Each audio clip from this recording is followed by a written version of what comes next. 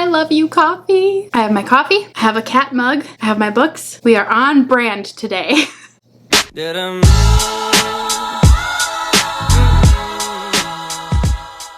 Oh look, I have a real cat too. Say hi to everybody. Say hi.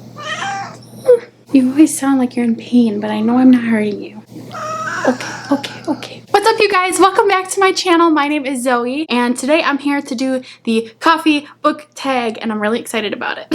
Fun fact about me is that I really enjoy a good cup of coffee. I used to work at a Starbucks in a Target, which was a bit of a dream, a bit of a double whammy. Yeah, I have lots of stories from that. But even though Starbucks isn't like the most quality coffee you can drink, I really discovered a love for coffee. And so I discovered this coffee book tag and thought it would be so much fun to do. I know book tags are kind of dying out in BookTube, and I feel like I joined BookTube after they were a big part of BookTube, but all that to say, I still think they're really fun and I really want to do them, even though this book tag is like 3 years old. So with all that said, I have my coffee, I have my books, and I'm gonna go ahead and do the coffee book tag. I'm sure most of you know how this works. There's a couple different prompts that are related to like coffee and tied back to books, and so I'm gonna go ahead and read the prompts, and then I'm gonna find a book that is closely related to that prompt. So the first prompt says, Black, name a series that's tough to get into but has hardcore fans. As soon as I hear the word series and then tough to get into and then fans, I just think of Sarah J. Maas.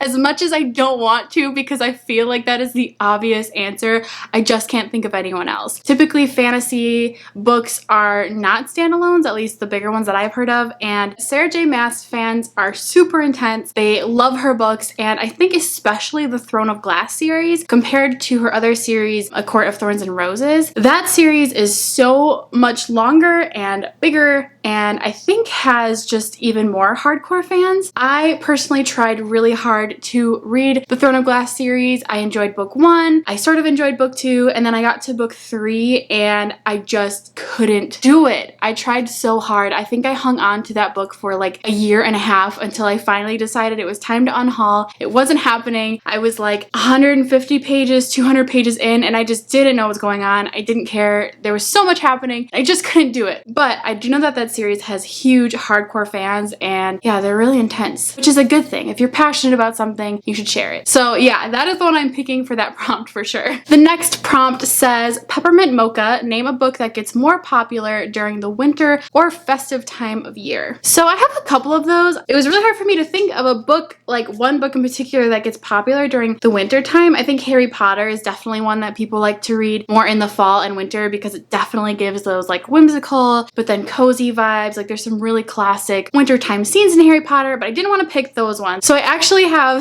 and I promise I'll do this quickly, but I have 3 books that I personally gravitate towards and think of in terms of wintry reads and books that I want to read during the winter. One of them is The Green Glass House. This is by Kate Milford, and it's a middle grade book that follows a little boy and his parents. They own a bed and breakfast high up in this mountaintop, and they get snowed in, and there's mystery, and there's all these different people that show up to stay at the bed and breakfast, and they're all kind of connected in a way. It's just a really fun book. It's super just atmospheric. I really feel like I'm kind of snowed in at a B&B by the fireplace when I read this book, so I always like to recommend that one during the winter time. Another one that I read recently that I really enjoyed was The Snow Child. This is by Eowyn Ivey, and it's just such a beautiful book. It's about a husband and wife who live in Alaska in the 1920s, and they live on this farm. They have to basically just fend for themselves, and they try really hard to have a child, but it's not happening. And one day they make a snowman, and the next day the snowman's gone, but a child appears, and it's really a beautiful story. It's sad sometimes, and it's really happy sometimes, and yeah, just a really beautiful snowy wintertime read. And then the last one that I love recommending that I also read this last winter was One Day in December. This is by Josie Silver, and it's a classic, super cute romance that follows 2 people who, in like the very first chapter, she's on a bus and he's waiting for the bus or something like that, and they lock eyes through the window, and she just knows that he is the one, and she ends up, I think next year or the year after, something like that, ends up finding out that her best friend in the world is now dating this guy, and it follows them over like a 10-year journey and their relationship, and it's just really good. It's a really good. It's a good wintertime read, but you can even totally read this not in the wintertime. I recommend picking it up whenever, but there are some really cute classic wintry scenes, so it definitely was fun to read in the wintertime. The next prompt says, hot chocolate, what is your favorite children's book? I don't have a lot of children's specific books on my shelf, but I do have a lot of middle grades. I love middle grade books, and one of my all-time favorites, very near and dear to my heart, is Stargirl by Jerry Spinelli. I'm sure so many of you know what this book is about, but we follow a girl in high school who is extremely unique. Her name is Stargirl. She has a pet rat. She wears really weird clothes. She's just very unique, and we follow her story as she makes friends with another high school student, a boy named Leo, and their story together, and it's just really good. This was one of the first books that I think ever really made an impression and an impact on me, especially as I think I read it actually in elementary school. I was definitely young when I read this book, but I just remember loving Stargirl and how much of an individual she was and how unapologetic she was for being herself, and she kind of reminds me of like a Luna Lovegood, like very quirky but lovable, and you just want to get to know more. And so I absolutely adored her and her story, and I love this book, and I think more people need to read it. I would love to reread it very soon. So good. I love this one. Now I want to reread it.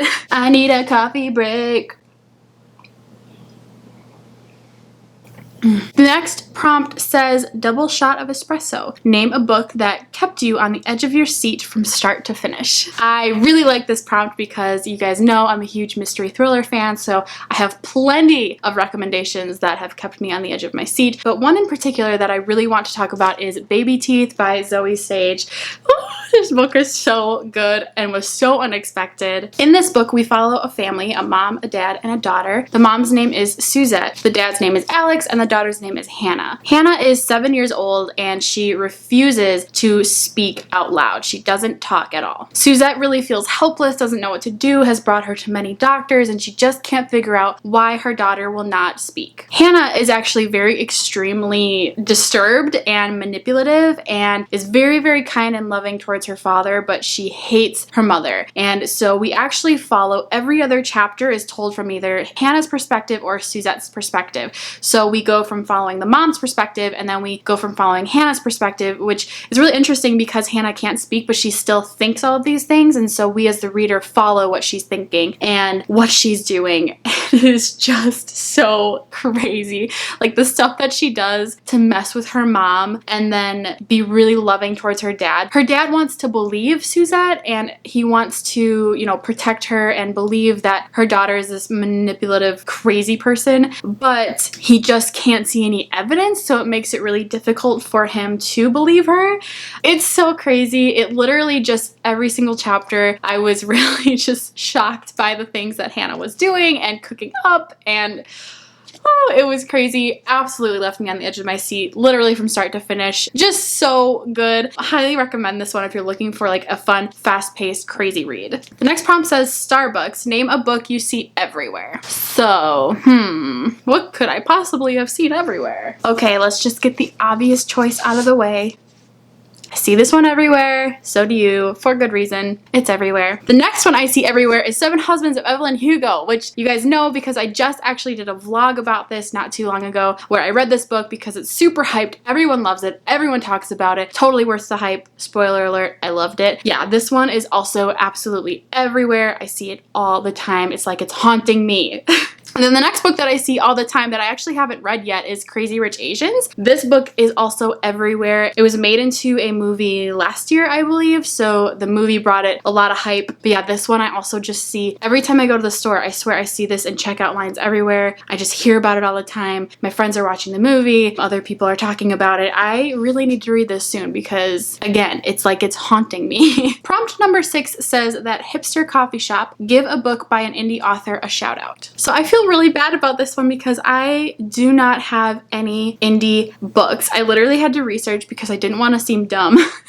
But indie means self-published, and I looked and scoured my shelves and none of the authors I have on my shelf are indie, and I feel like that's a problem. So if you have any indie authors, self-published authors, books that you really enjoyed, please comment below. I would really like to read them and get to read more self-published authors. I think that would be something really great for me to expand some of my reading tastes. But in lieu of that, I am going to go ahead and talk about a book that I think is super underhyped and that I haven't heard anyone else talk about across any other platform. I have mentioned this book a couple times in a few other videos, but this book is called Sugar. This is by Deidre Riordan Hall. I grabbed this one really randomly on Amazon. It was really cheap, one of their like super cheap sales, and I just thought it sounded really interesting. It follows the story of a girl named Sugar who is really large, and she's very abused by her mother, who is also very large, and her brother, who is also very large. They all live in this trailer park, and her mother is bedridden, cannot move, so Sugar has to do everything for her mother, and then her brother is an older brother who is just a really psychotic, horrible human being and treats her like trash. And so it's really her story of living in that environment. One day she ends up making friends with this boy, and he really comes alongside her and helps her in a lot of ways. It's just a really powerful book, and I love the fat rep. I love everything about Sugar and her journey, and yeah, this book is just really good. I can't talk about it enough. I feel like whenever someone asks me for an underrated book, this is the one I tell them to read because I just really liked it and I think it's an important story. Love this one. It's not indie, but it is underrated, so check it out if it sounds like something you'd like to read. The next prompt says, oops, I accidentally got decaf. Name a book that you were expecting more from.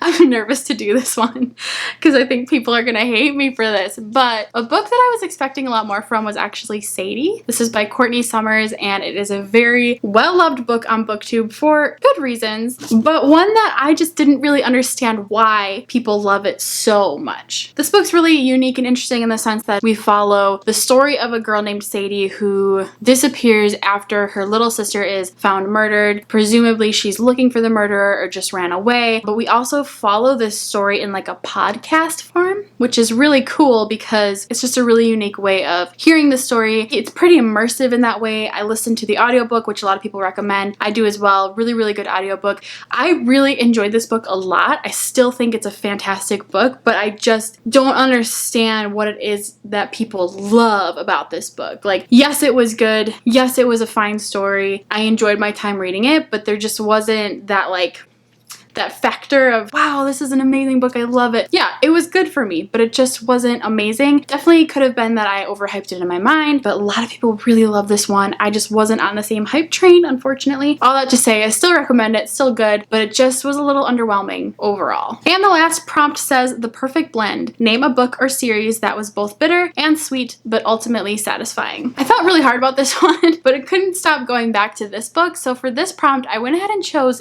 You by Carolyn Kepnes. The reason that I picked this is because this is a super twisted, messed up book. We follow our main character, Joe, who is basically a psychopath, a murderer, crazy serial stalker kind of guy. He works at a bookstore, and we actually follow it from his perspective. So he works at a bookstore. A girl walks into the bookstore one day and he just falls in love with her, falls in love with the idea of her, and basically manipulates his way into becoming her boyfriend and a part of her life, and everything unfolds from there. So the reason it's very bitter is because you kind of like want to hate this guy, right? Like, he's crazy, he's manipulative, he's kind of a know-it-all, he's cocky, but it's really fascinating and kind of just a really unique perspective. And the author did a really good job of, you almost feel empathy sometimes for Joe. Like, you almost feel like you understand where he's coming from, which is like a scary thought. So for that reason, it was totally bittersweet. Overall though, the story was so fun to read and really entertaining. There's a lot of controversy about like the second book, and then apparently she's actually coming out with more books in the series, like 2 or 3. I think you could honestly read this one and be done with it. The second book was okay, but it was unnecessary, so I don't really know what they're going to do with the rest of the series. But this one was really really, really great thriller. Totally recommend if you're looking for something fast-paced, something that's just like a little bit twisty. This one was super entertaining, bittersweet, but overall satisfying. All right, you guys, well, those are all of the prompts and all of the books. I now have a question for you. I want to know down in the comments how you like your coffee, what you get when you go to a coffee shop, what's your staple order? If you don't like coffee, what would you order instead if you were in a coffee shop? Personally, I drink my coffee black when I'm at home. I have an AeroPress that I use to make a single cup of delicious coffee, and I'm obsessed with it. I love it so much. But when I go to Starbucks or a coffee shop, I really like to get cafe au laits, which is, it's half coffee and half steamed milk. I really like the consistency. It's kind of like a latte, but less milk and more caffeine. I feel like espresso doesn't give me the same amount of caffeine as coffee does, so I like that a cafe au lait gives me that. I feel like a nerd talking about coffee, but I do really want to know how you guys like your coffee. I'm such a coffee connoisseur. I really, really enjoy it. I'm genuinely interested. I want to know how you like your coffee. Tell me in the comments below. I hope you guys have a wonderful rest of your day wherever you are. I will talk to you soon in my next video. Bye!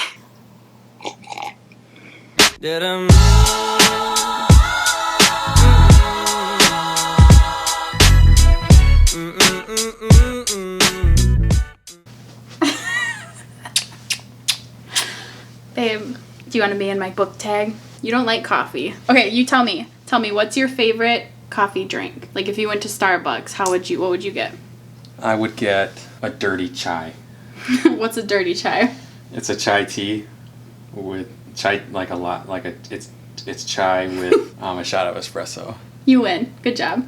What's your favorite non-coffee drink? A strawberry refresher. Ah, those are good. Those are very good. The pink drink? Yeah.